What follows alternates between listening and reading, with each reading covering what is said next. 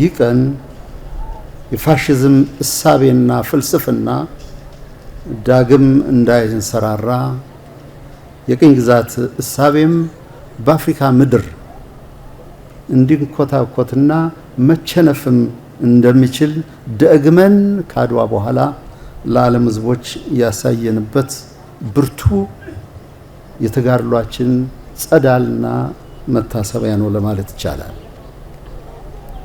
የድል ቀን ፋይዳን እና ታሪካዊ ሴት ማክበር ትናንትን የሚያመላክት ዛሬን በከፍታ የሚመለከት ነገን ደግሞ የነገን ጉዞና መንገድ ተስፋ ያለው ጽናት ያለው መሆኑን አጉልቶ የሚያሳይ በመሆኑ ነው።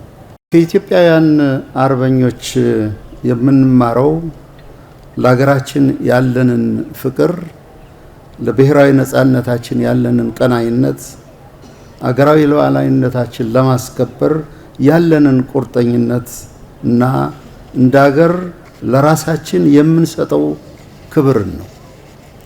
ሁለተኛውና ትልቁ ቁም ነገር ከኢትዮጵያ አርበኞች የምንማረው ታላቅ ቁም ነገር ቢኖር የሀገርን ታላቅነት በውል የተገነዘቡ ስለ ኢትዮጵያ ክብርና ስለ ሕዝቦቿ ነጻነት ሲሉ መስዋዕት የሚሆኑ ይህንንም የአኩሪ ሀገር ፍቅር ለትውልድ ለማሻገር ጽኑ ፍቅር ያላቸው ዜጎች የሚኖሩባት ሀገር መሆኑ ነው።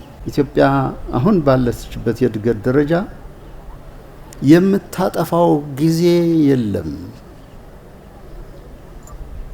የኢትዮጵያ ዘመን የኢትዮጵያ ጊዜ በመሆኑ ዋዛ ፈዛዛ ባልባሌ ሊጠፋ የሚችል ጊዜ የለም። እያንዳንዱ ደቂቃ እያንዳንዱ ሰዓት ኢትዮጵያን ከፍታ የሚያረጋግጥ በመሆኑ የዚህ አካል መሆን የሁሉም ኢትዮጵያዊ ኃላፊነትና ግዴታ ነው። ኢትዮጵያ ደምቃ